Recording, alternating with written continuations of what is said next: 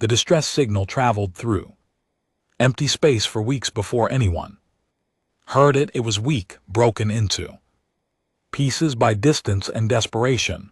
The message repeated over and over in a language that sounded like music mixed with crying.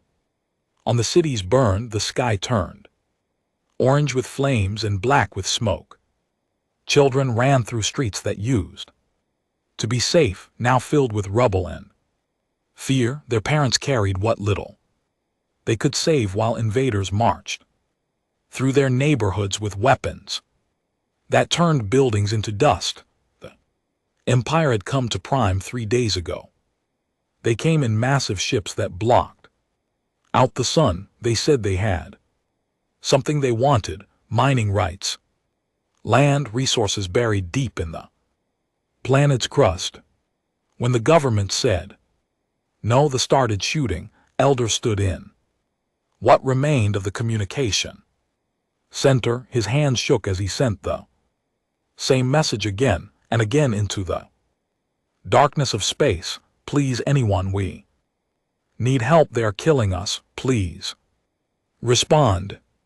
No one answered. The Galactic Council received the message on the 3rd day of the invasion. Representatives from 40 different species gathered in their chamber of polished crystal and floating platforms. They watched recordings of cities being destroyed. They heard the cries for help. Ambassador from the Trading Confederation spoke first. This is unfortunate truly, but the Empire controls 12 systems. They have the 3rd largest military in the galaxy. We cannot risk war over one planet. Others agreed. It would destabilize the entire sector. Think of the economic consequences. We must prioritize galactic stability. The vote took less than an hour. 32 voted to condemn the invasion in words only. 8 voted to offer humanitarian aid after the fighting stopped. 0 voted for military intervention. There were alone 43 light years away on the edge of what the galaxy considered civilized space. Captain Hand sat in the command chair of the Deep Space Monitoring Station. Outpost 7. It was a quiet job, boring. Usually, he and his crew listened to radio signals from distant stars and logged them in databases that few people ever read. His communications officer, a young woman named, sat up straight at her console. Captain, I'm picking up something strange. Repeating signal. Very faint. Han walked over to her station. Where from? Space. It's a distress call, sir. She played the audio even through the static and distance. The fear was clear. Han felt something cold settle in his stomach. Can you clean it up? Worked for 20 minutes. When she played the enhanced version, the whole crew stopped working to listen. The voice described the invasion, the deaths, the fires, the children hiding in basement while their homes collapsed above them. Send this to Fleet Command immediately. Han said quietly. Market Priority 1. The message reached Admiral 3 hours later. She sat in her office at Pacific Fleet headquarters reading the transcript for the 3rd time. The attached video files showed cities that looked like the ancient photos of Earth's worst wars. But this was happening now today. She called her intelligence officer. What do we know about the Empire? Aggressive expansionists, Admiral. They've conquered 6 species in the last century. The galactic community tolerates them because they're powerful, and because fighting them would be expensive.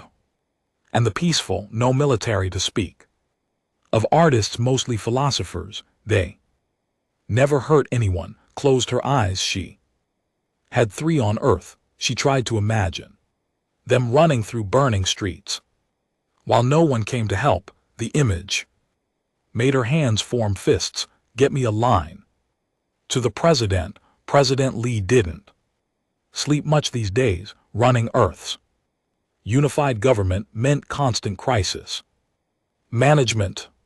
But when the secure call came through at 3:00 in the morning, something in Admiral's voice told him this was different. He listened to the recordings, watched the videos, read the Galactic Council's decision to do nothing. How fast can we deploy? He asked. Sir, we've never fought a war this far from Earth. The logistics alone. How fast? Admiral checked her notes. If we strip every ship from the Pacific and Atlantic fleets, maybe 2 weeks to assemble and launch. Do it, Mr. President, and the Council will object. They'll call it interference. The might threaten Earth itself. Lee looked at the image frozen on his screen, a child, maybe 6 years old, staring at the camera with eyes that had seen too much death. Admiral, my father used to tell me a story. During the old wars on Earth, there was a saying, all that is necessary for evil to win is for good people to do nothing. I won't be the man who did nothing. He paused, then added, besides, we're humans. We don't leave people to die when we can help. That's not who we are. The orders went out within the hour. Every military base on Earth received the same message: prepare for immediate deployment. This wasn't a drill, this was war. The Galactic Council learned about humanity's decision through their intelligence networks. Ambassador couldn't believe it. The humans, the species that barely has faster than light travel, they're deploying military forces to space. Apparently, yes, his aide confirmed. 47 warships. They're calling it the Human Expeditionary Fleet. Laughed. It was a bitter sound. They'll be slaughtered. The will crush them. News of the deployment spread across the galaxy faster than the human ships could travel. Most species thought it was suicide. Some thought it was noble stupidity. A few wondered if the humans knew something everyone else didn't. The Empire responded with amusement. Their ambassador broadcast a message to Earth that dripped with contempt, playing hero. How charming. We've destroyed species with 1,000-year military traditions. You've been in space for barely a century. Come to Prime if you wish. We'll send your bodies home in boxes. On the bridge of the UESS Indomitable, Captain Han listened to the threat. His ship was the lead destroyer in the expeditionary fleet. Around him, 46 other ships prepared for the jump too. Faster than light speed, Admiral's voice came over the fleet-wide channel. All ships, this is the Admiral. In a few minutes we jump to space. Most of you know what we'll find there: death, destruction, an enemy that thinks we're weak because we're new to the stars. She paused. They're about to learn something important. We come from Earth. We survived ice ages and plagues and predators that hunted us in the dark. We climbed to the top of our world's food chain not because we were the strongest or fastest. We did it because we never quit, because we protect each other, because when someone cries for help, we answer. Let's show them what humans do. When someone threatens the innocent, all ships jump. On my mark. The fleet disappeared in flashes of blue light. Behind them, Earth waited. Ahead of them, a war waited, and somewhere in between, they waited for a miracle they'd stopped believing would come. Most species in the galaxy came from gentle worlds, planets where the gravity was light, where the weather was predictable, where the biggest predators were the size of house cats. They evolved in safety, developing intelligence in peaceful environments, where cooperation came naturally. Earth was different, Admiral remembered. The first time she met an alien back, when the Galactic Council made first contact with humanity, the ambassador from the Confederation had visited Earth. For diplomatic talks, he lasted 3 days before requesting to return to his ship. The gravity, he had gasped, struggling to stand even with assistance. How do you live like this? Everything is so heavy. Earth's gravity was nearly twice what he was used to. What felt normal to humans crushed him with every step, but it wasn't just the gravity that frightened him. He had watched in horror as a nature documentary showed lions hunting zebras. Predators that size, they still exist on your world and you just live near them. Then a weather report predicted a hurricane. The ambassador couldn't comprehend storms with winds that destroyed buildings. On his world, the strongest winds were gentle breezes. When he learned about Earth's diseases, the bacterial and viral infections that humans fought constantly, he nearly fainted. Your bodies are under constant attack. How are you not extinct? Had smiled at him. We adapt. That was what it meant to be a humans evolved on a planet that tried to kill them every single day. Gravity that crushed weak bones, predators with teeth and claws, diseases that swept through populations, ice ages, droughts, earthquakes, volcanoes, hurricanes, and humans survived it all. More than survived, they thrived. They became the apex predator on a world full of things that wanted to eat them. The human expeditionary fleet traveled through faster than light space for 6 days. Inside the ship, soldiers trained. They trained hard because they knew what was coming. Colonel Sim ran her Marines through combat drills in the Indomitable's cargo bay. She was small, barely 5 ft tall, but she could bench press twice her body weight. On Earth, that was impressive. In the galaxy, it was terrifying. Again, she shouted as her troops practiced room-clearing exercises. Faster, that won't wait for you to think. Private, young and nervous, stumbled during the drill. Stop the exercise. You scared? Yes, Colonel. Good. Fear keeps you alert, but don't let it slow you down. We're humans.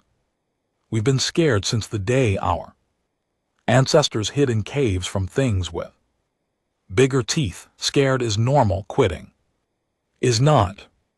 Vice Admiral Jin commanded the assault carrier group from the bridge of the USS Retribution. He studied the intelligence reports about the military. They were strong. Their technology was proven.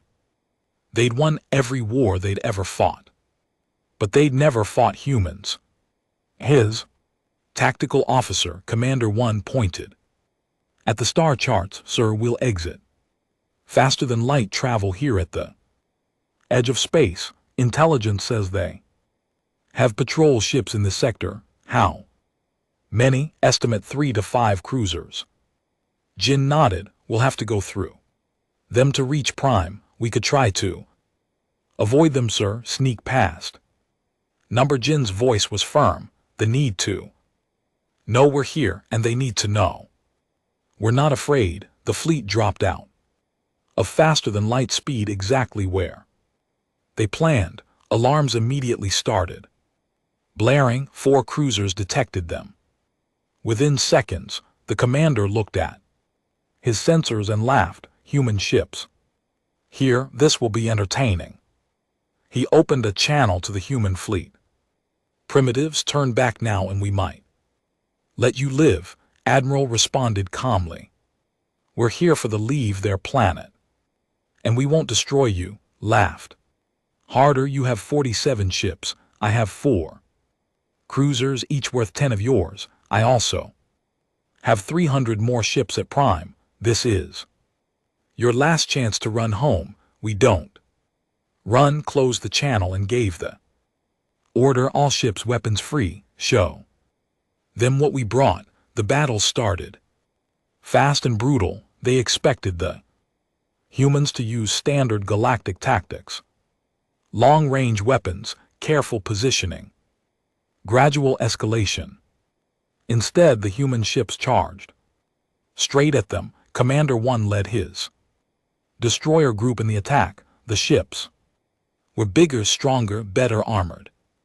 But they were slow, predictable. They followed the galactic combat rules that had developed over thousands of years of space warfare. Humans didn't know those rules, or they knew them and didn't care. Once Destroyer the Tempest launched a swarm of missiles, not the careful targeted shots they expected. A swarm, hundreds of missiles launched all at once, overwhelming the point defense systems. Watched in shock as his shields collapsed under the barrage. That's illegal. You can't launch that many missiles at once. The galactic conventions prohibit. His ship exploded before he could finish, but the fought back. Their weapons were powerful, designed to crack open planets. When they hit human ships, the damage was devastating. The destroyer Falcon took a direct hit to its engine section. The explosion tore the ship in half. 60 crew members died in seconds. The survivors evacuated in life pods, but half of those pods were destroyed by follow-up fire. On the indomitable Captain Han watched the Falcon die. He felt rage burning in his chest. These weren't just numbers. These were people, his people, humans who volunteered to save strangers 40 light years from home. All weapons target that cruiser, he ordered. Fire everything. The Indomitable had taken damage. Hull breaches on 3 decks. Main power at 60%. By galactic standards, it should retreat for repairs. Instead, it accelerated toward the enemy. Han's crew didn't question the order. They understood. Humans didn't retreat when their friends died. They got angry, and anger made them dangerous. The battle lasted 2 hours. When it ended, all 4 cruisers were destroyed or drifting without power. But the human fleet paid the price. 12 ships were destroyed. 18 more were badly damaged. 40% casualties in the galaxy's history. Any fleet that lost 40% usually surrendered or fled. The human fleet regrouped and continued toward Prime. They intercepted human communications. They couldn't believe what they heard. The humans were singing battle songs, funeral songs for their dead, songs of anger and determination. One transmission was intercepted from a damaged human frigate. The captain, barely alive in his wrecked bridge, sent a message to his fleet commander. Sir, the Starlight is gone. We lost 60 crew, but we took down a cruiser. Fair trade. Continuing to Prime. We'll make it, or we'll die trying. The intelligence officer who heard that transmission felt something he'd never experienced before. Not fear, not exactly, something deeper.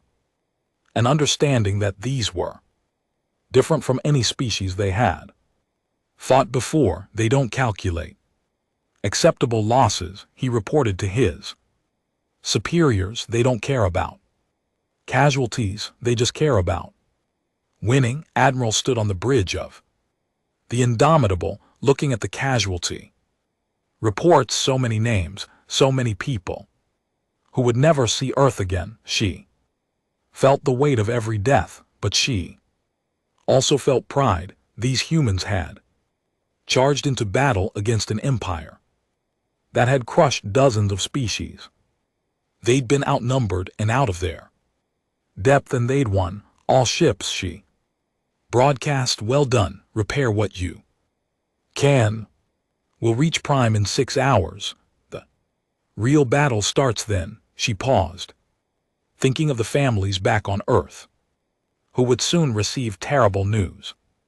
Then she thought of the families still hiding in basement praying for help. For those we've lost, she added, we finished this, we saved the. That's why we came.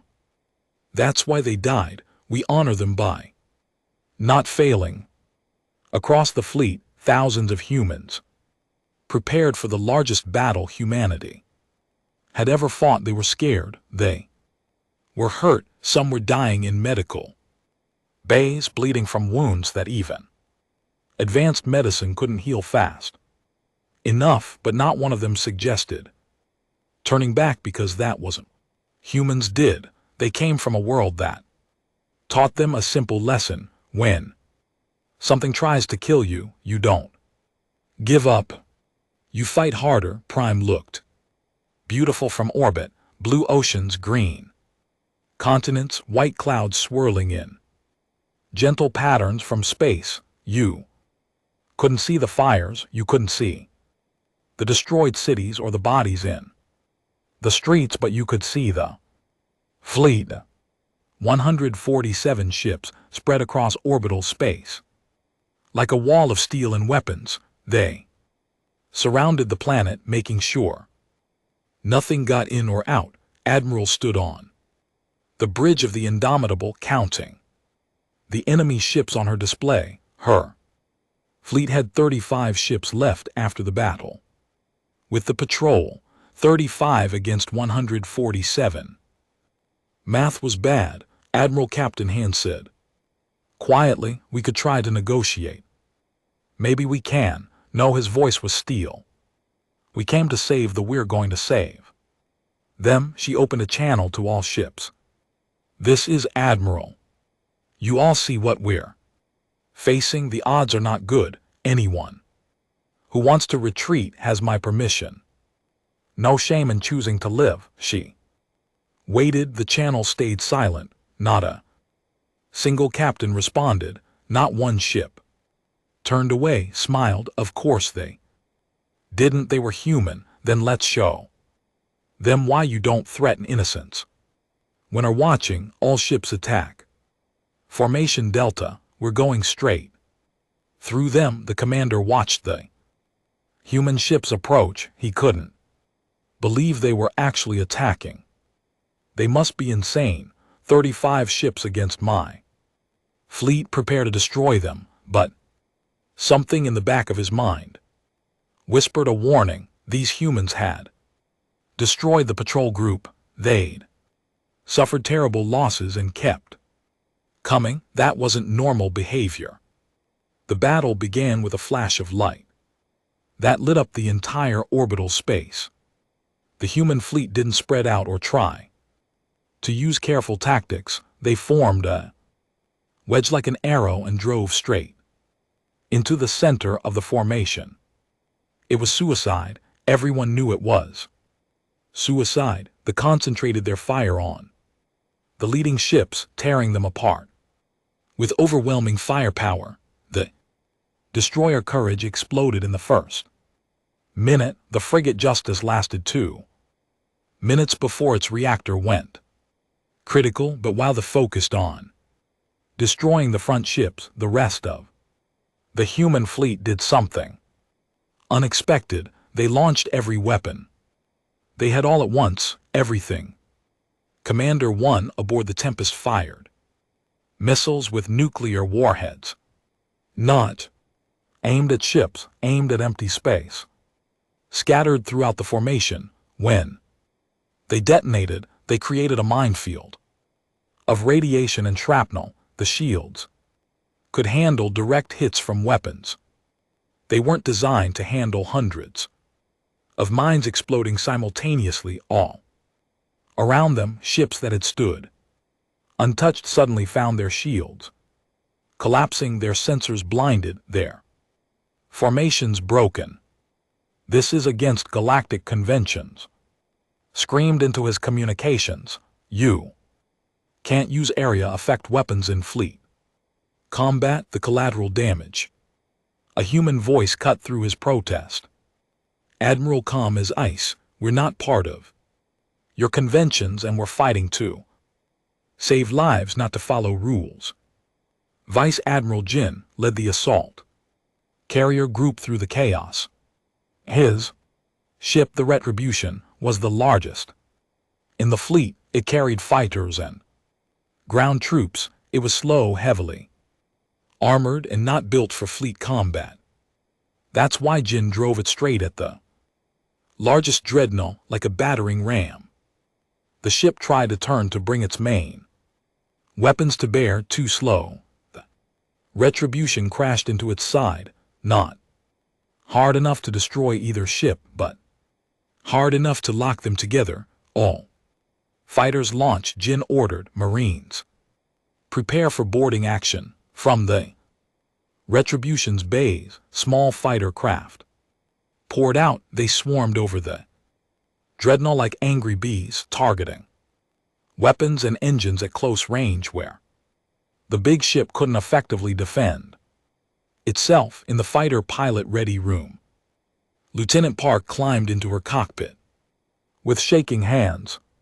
She was 23 years old. She'd trained for 2 years. She'd never been in a real battle before. Her fighter launched into chaos, explosions everywhere, laser fire crossing the darkness, ships dying in balls of fire. It was beautiful and terrible and absolutely terrifying. "Blue Squadron, follow me," her commander ordered. "We're hitting the dreadnoughts." Engines followed her fighter, dancing between debris and enemy fire. She saw 2 of her squadron mates explode. She kept flying, her targeting computer locked onto the dreadnought's port engine. She fired every missile she had. The engine exploded. The massive ship lurched sideways, out of control, pulled her fighter away, breathing hard, her hands white-knuckled on the controls. "Good kill, Blue 7, her commander said. "Now let's do it again." On the planet below, they heard the battle raging in orbit. They saw the flashes of light, like a new sun being born and dying over and over. They didn't know what was happening. They didn't know who was fighting. They only knew that someone was up there fighting. The Elder stood on the roof of a collapsed building, staring up at the sky. "Could it be?" he whispered. "Did someone actually come?" The answer came minutes later, screaming down through the atmosphere. Drop pods, hundreds of them, glowing red from friction heat, shaped like bullets designed to punch through air and gravity and land exactly where they needed to be. Colonel Sim sat in her dropped pod, strapped in tight, feeling the violence shaking as atmospheric entry began. Around her, 300 Marines sat in their own pods, falling toward a hostile planet where thousands of enemy soldiers waited to kill them. 2 minutes to impact, her computer announced. "Prepare for landing shock." The pods hit the ground like meteors. The force of landing would have killed most galactic species. Humans had been training in high-gravity environments for months. They could handle it. Pod door blew open with explosive charges. She rolled out, weapon ready, scanning for targets. They'd landed in what used to be a park in Prime's capital city. Now it was a battlefield. Warriors were already moving toward them, big creatures 8 feet tall, covered in natural armor plates. They carried weapons that could punch through steel. They'd conquered 6 species. They didn't fear anything until now. The human Marines opened fire, not carefully, not conservatively. They unloaded on them with everything they had: machine guns, rocket launchers, Grenades, the noise was deafening. A warrior charged its position. He was huge, powerful, confident. She was 5 feet tall and weighed barely 100 b. He thought it would be easy, waited until he was close, then moved fast. She'd trained in martial arts since she was 6 years old on a planet with crushing gravity, on Prime where gravity was lighter. She was nearly superhuman. She ducked under his swing, drove her combat knife into a gap in his armor, and twisted. The warrior fell, surprised to be dying. Secure the landing zone. Ordered. 2nd Platoon, establish a perimeter. 3rd Platoon, find the civilians. Captain Mew led his company toward a cluster of buildings where they had trapped civilians. His men were taking heavy fire, snipers on the rooftops, heavy weapons teams in the streets. His casualties were mounting. "Sir, we need to fall back," his lieutenant shouted over the gunfire. No, Minu shouted back, "There are civilians in that building. We didn't come 40 light years to abandon them now." He grabbed a rocket launcher from a dead Marine. "Cover me." Mew ran forward, directly into enemy fire. Bullets hit his armor, cracking the plates but not penetrating. He dropped to one knee, aimed at the building where the heavy weapons team was positioned, and fired.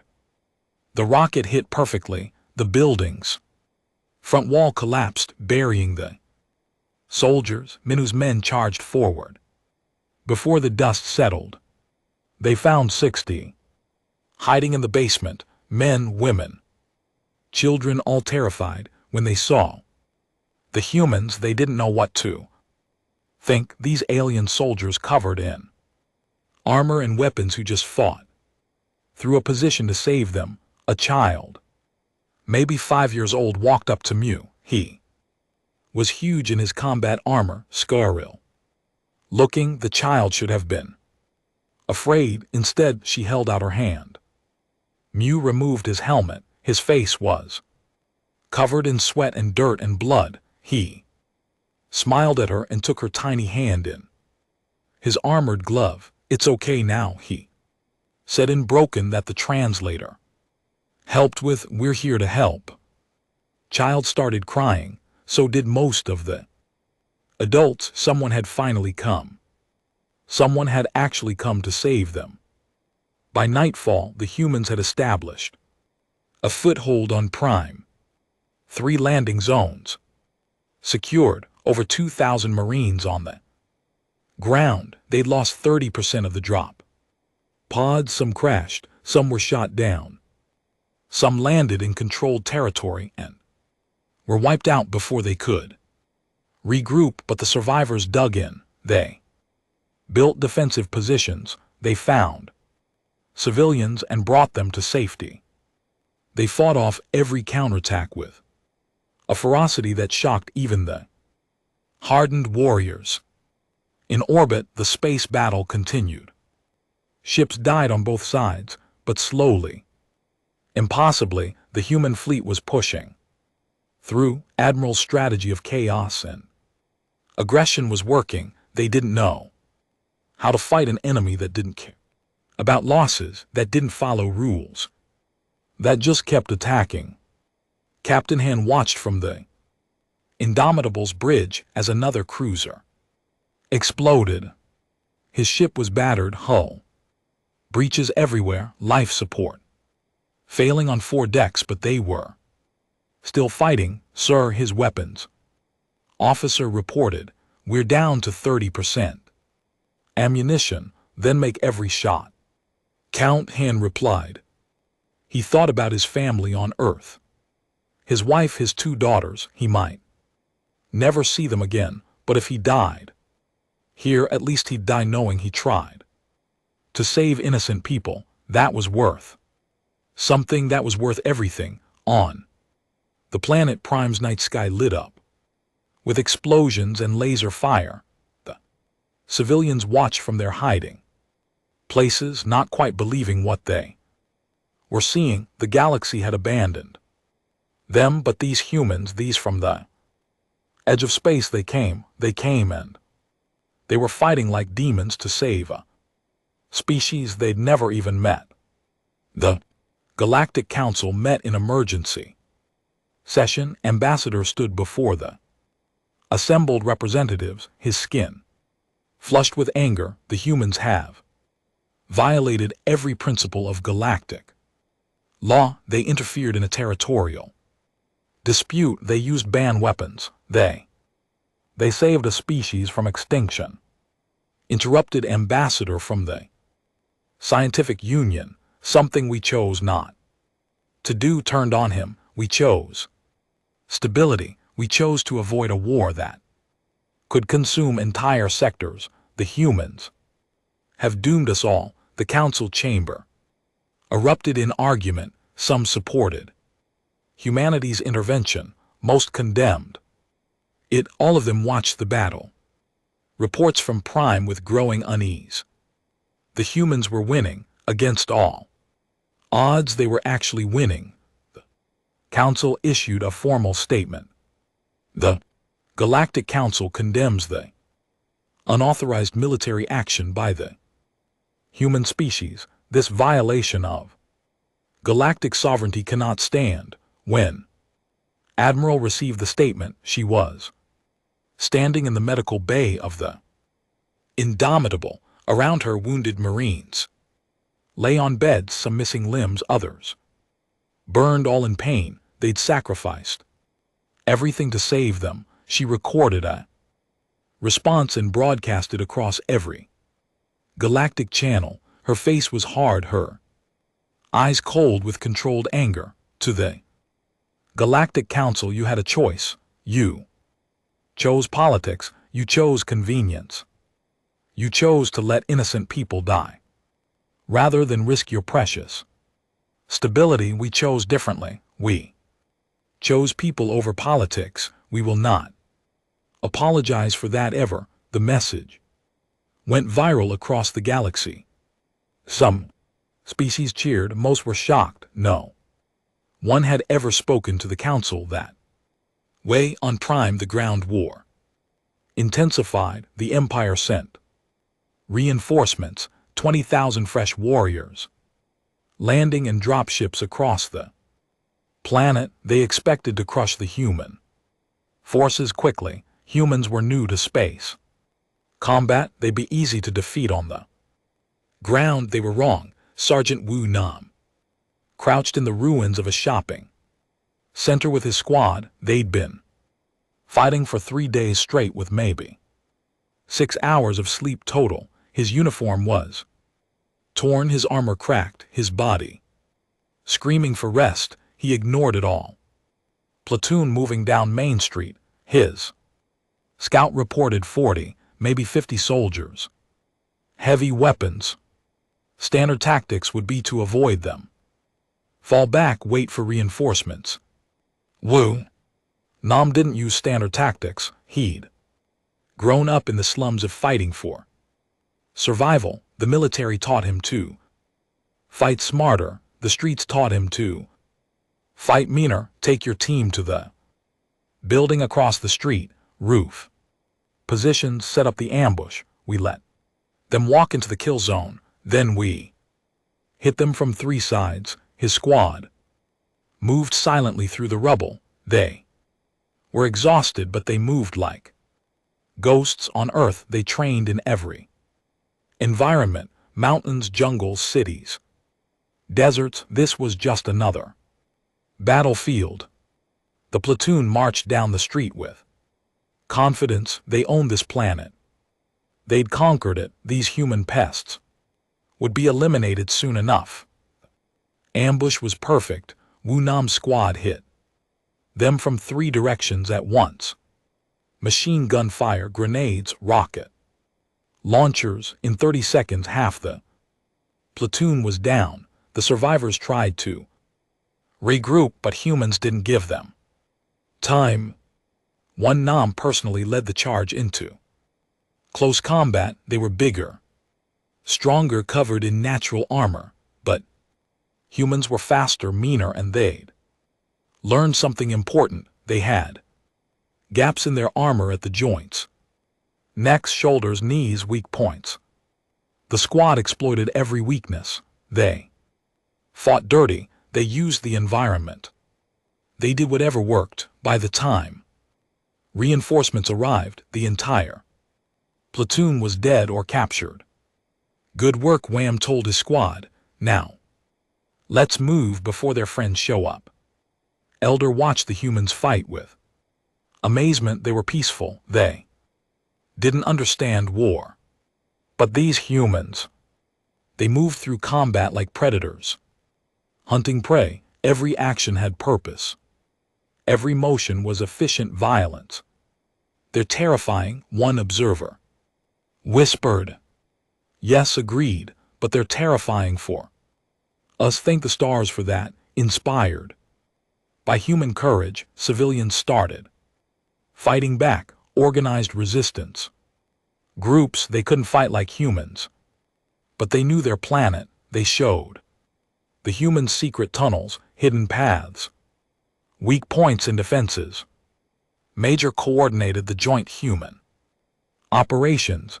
She was a logistics officer, not a combat soldier, but she understood people. She learned quickly that there were brilliant engineers. They could turn everyday items into improvised weapons and tools. We need to get supplies to Sector 7, she told. But they control all the main roads. Smiled. There are old maintenance tunnels under the city that don't know about them. We can guide your people through. Working together, humans and began to turn the tide. The humans provided the muscle and firepower that provided intelligence and support. It was an unlikely partnership, but it worked. In orbit, the space battle had reached a brutal stalemate. The human fleet was down to 20 ships. The fleet was down to 60. Both sides were bleeding, but neither would give up. Captain Han commanded what was left of the Indomitable. The ship was a wreck.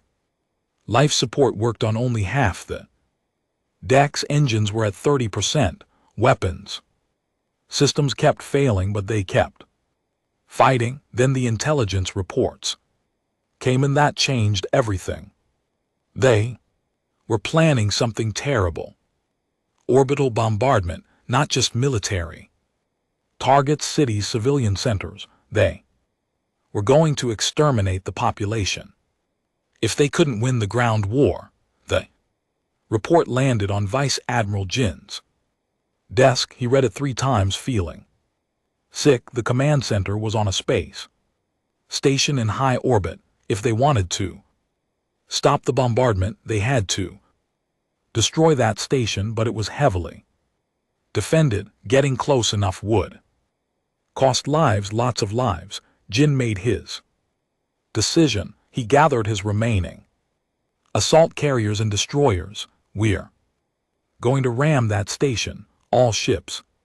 Full attack formation. Target the command center. Don't stop until it's destroyed or we're all dead. The attack was suicide. Everyone knew it. They did it anyway.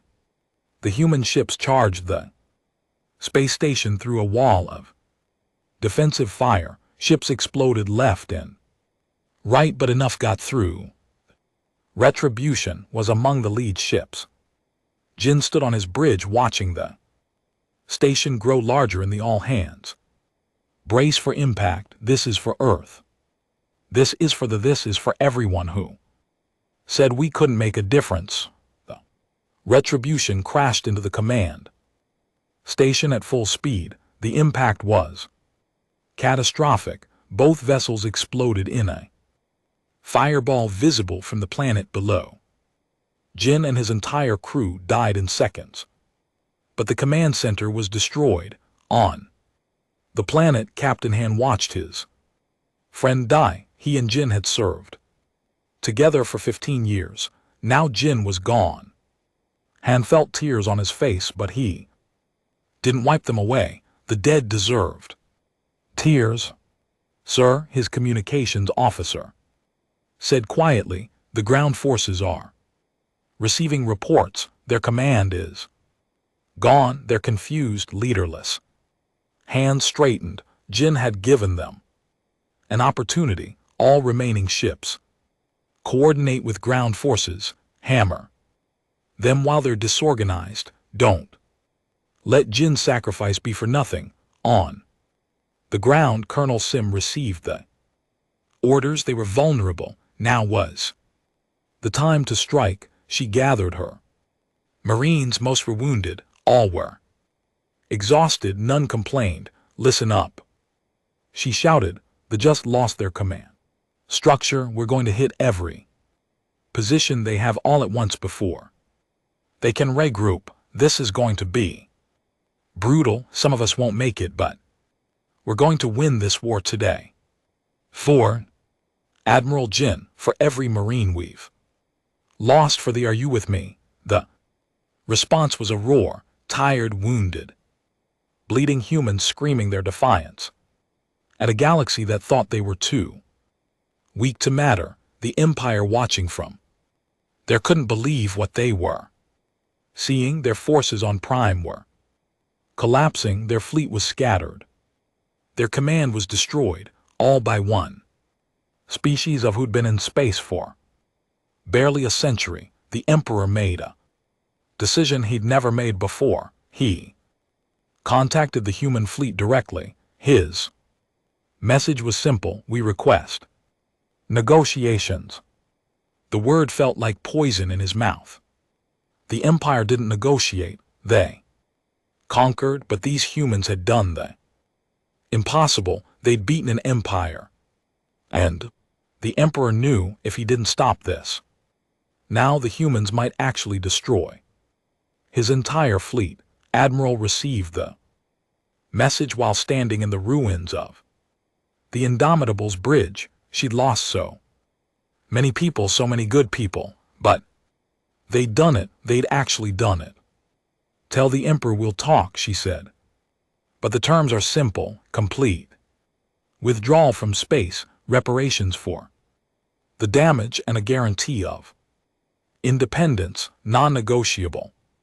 For the first time in history, an emperor agreed to enemy demands. The alternative was total destruction, and even the proud knew when they were beaten. The war was over. Humanity had won, but the cost was terrible. 15,000 humans dead, 23 ships destroyed, hundreds more wounded. Earth would mourn for months. But though we're free and the galaxy learned a lesson it would never forget, never ignore the calls for help, because somewhere out there they are listening, and when they come not with carefully calculated responses, but with everything they have. The Emperor's surrender shocked the galaxy. For the first time in 300 years, the Empire had been defeated, not by another ancient power, not by coalition of species, but by a single race of whom most of the galaxy had dismissed as primitive newcomers. But the Empire, even in defeat, wasn't ready to fully back down. The surrender negotiations were tense. Emperor sent his demands to Earth through diplomatic channels. We will withdraw from Prime, but we will not forget this humiliation, and we reserve the right to respond to any human aggression in the future. If Earth sends more ships into our territory, we will consider it an act of war. It was a thinly veiled threat. Leave space alone or we'll come for Europe. President Lee read the message in his office. It was 3:00 a.m. on Earth. He hadn't slept in 4 days. The casualty lists kept coming in. 15,000 dead, the largest military loss in human history. Every name on that list was someone's child, someone's parent, someone's friend. He thought about his father. Again, the old man had fought in the Last major war on Earth before unification, he told young stories about making hard choices. Sometimes his father had said, you have to show the bullies that you're not afraid, even if you are, especially if you are. Lee drafted his response to the emperor. When his advisors read it, they were horrified. Sir, you can't say this, they will see it as a declaration of war. Good replied, maybe they need to understand that we're not bluffing. He sent the message, Emperor of the Empire. Your threats don't scare us, you threatened our thinking we'd back down. But here's what you don't understand. About humans, we evolved on a world that tried to kill us every single day. Predators, diseases, natural disasters. We survived them all. You think your fleet scares us? We've been scared since we lived in caves. We learned to be scared and fight anyway, so here's our response. If you ever threaten Earth again, we won't send 40 ships, we'll send 400, 4,000, every ship we can build carrying, every soldier we can train, and we'll show you what a real species does when you threaten their home. Try us. The message went out on open channels. Every species in the galaxy heard it. The Galactic Council chambers fell silent. When the translation came through, Ambassador actually gasped. They're insane, he whispered. They're actually insane. But on Earth, something different happened. The news networks played the president's speech on every channel. People who had been mourning, people who had been afraid, suddenly stood a little taller. Their species had faced down an empire and won, and their president had just told that empire that Earth wouldn't be intimidated. The recruitment centers for the military were flooded with volunteers. On Prime, the forces began withdrawing. They moved slowly, resentfully, but they moved. The human Marines watched them go, with weapons ready, not trusting the peace until every last ship left orbit. Colonel Sim stood in the capital city square watching dropships take their soldiers away. Around her, civilians emerged from hiding. They looked at their city broken and burned and wept. But they were alive, they were free. Elder approached. It was the one who had first sent the distress call. He bowed deeply, a sign of ultimate respect. Culture, thank you, he said, his voice breaking. We will never forget what you did. Never felt uncomfortable with the gratitude. She'd just been doing her job. We couldn't leave you to die. That's not who we are. Looked at her with eyes full of tears. The galaxy left us to die. You came and you paid such a terrible price. He was right. Had attended memorial services for 63 Marines from her battalion alone. Good people, young people, people who'd never get to go home. It was worth it, she said, and she meant it. You're alive.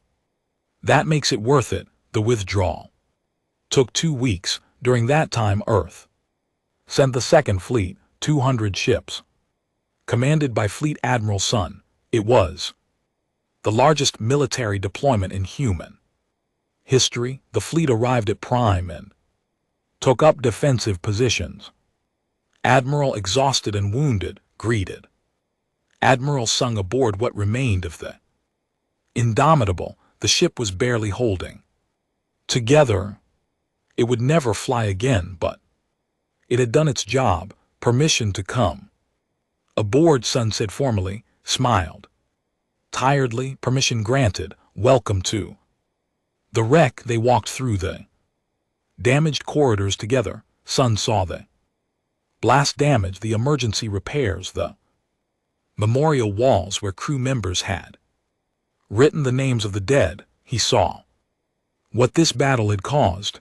The president wants you to come home, he said, "You and the First Fleet will take over here. What about the staying as long as they want us? We're setting up a permanent defense force. They won't be back, not while we're here." Nodded. She felt the weight lifting from her shoulders. They'd done it against impossible odds, against an empire, against the galaxy's expectations. They'd actually done it. They were safe. The Treaty of Prime was signed 1 month after the last ship left orbit. The terms were harsh for the complete withdrawal from space, reparations to rebuild the destroyed cities, recognition of independence, and an acknowledgement that humanity had the right to defend allied species. The Galactic Council, after much debate, reluctantly accepted the treaty. They had to. The alternative was watching humanity and the go to war again, and nobody wanted that. But something else happened that the Council didn't expect. A message arrived from the species, a small peaceful race on the other side of the galaxy. They were being threatened by local warlords. Their government asked a simple question: could humanity help us too? Then another message, and another.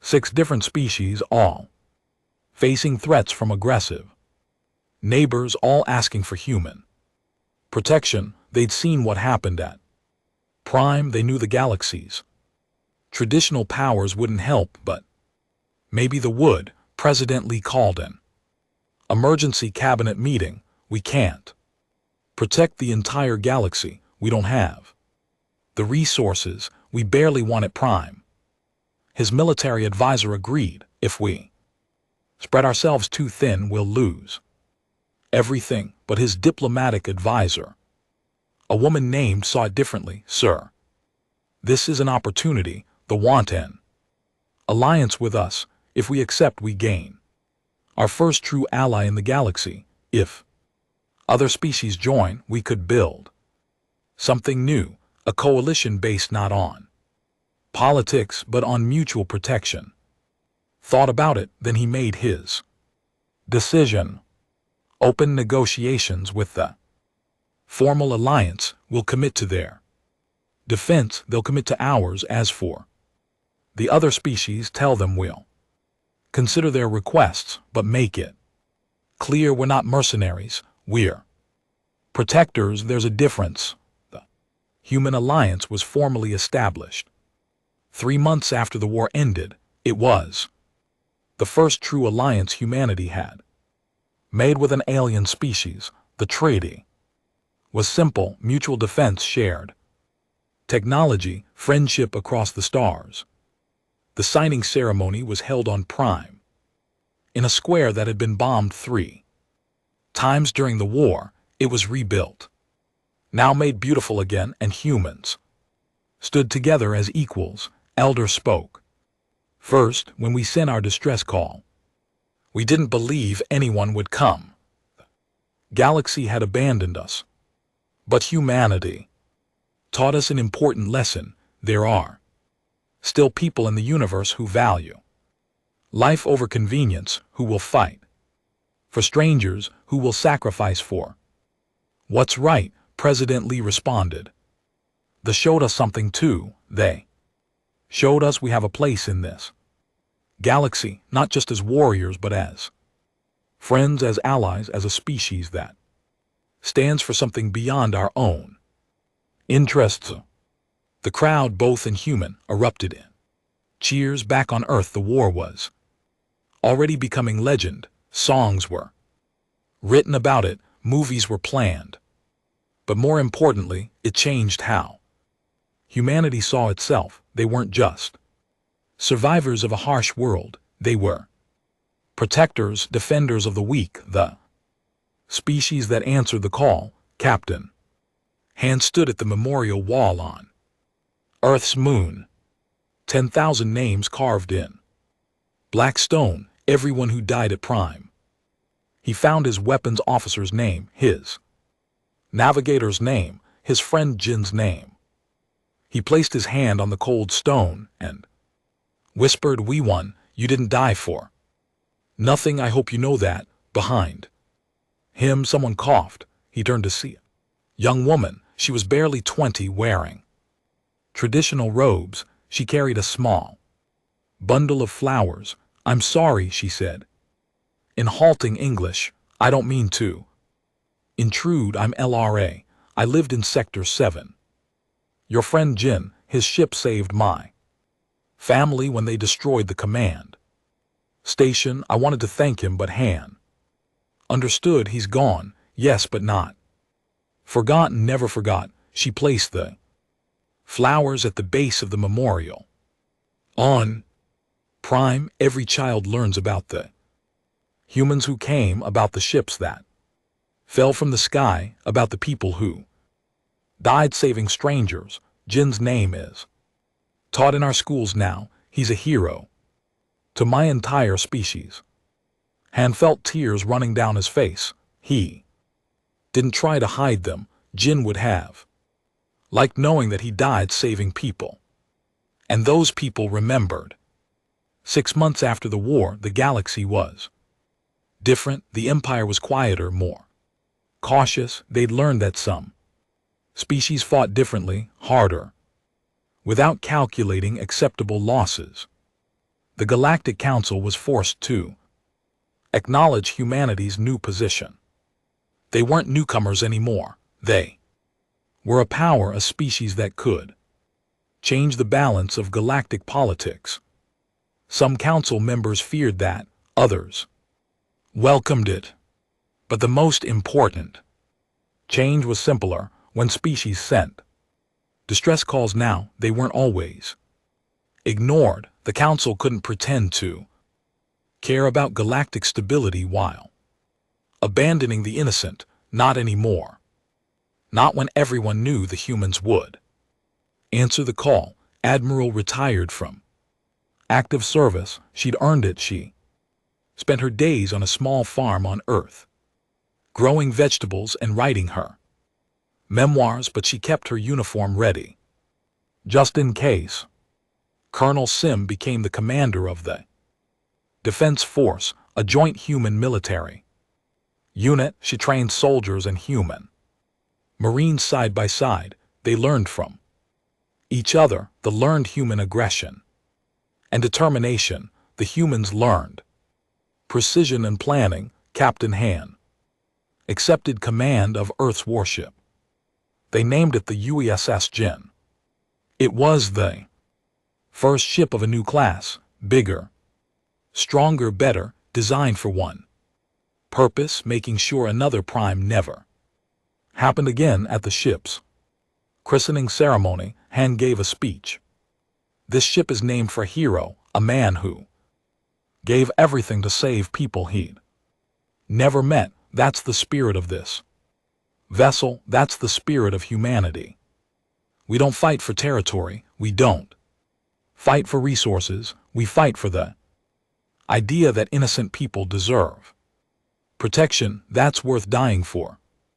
That's worth killing for." The crew cheered. They understood. They'd all volunteered for this duty because they believed the same thing. And far across the galaxy, in dozens of systems, species watched humanity's actions and thought about their own choices. Some were inspired, some were frightened.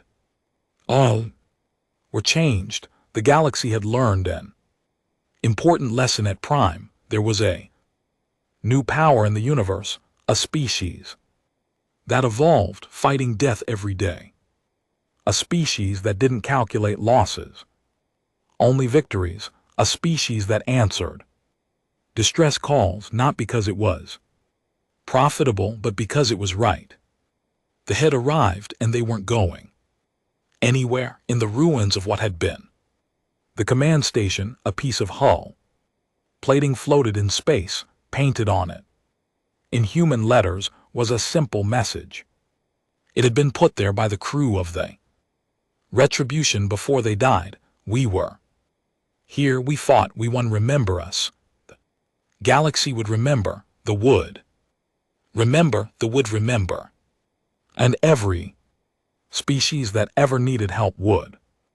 Remember that when they cried out in darkness, the humans heard them, and they came not with calculations or excuses, but with ships and soldiers and an unshakable belief that some things were worth fighting for. That was the legacy of Prime. That was the moment humanity stopped being the new species and became the protectors, and across the stars in quiet moments people told the story of the alien SOS that the galaxy ignored, the story of the who responded with war, the story of how humanity proved that sometimes the scariest thing in the universe isn't a weapon or an empire, it's someone who refuses to give up, someone who fights for strangers, someone who answers the call that had shown the galaxy what they were capable of.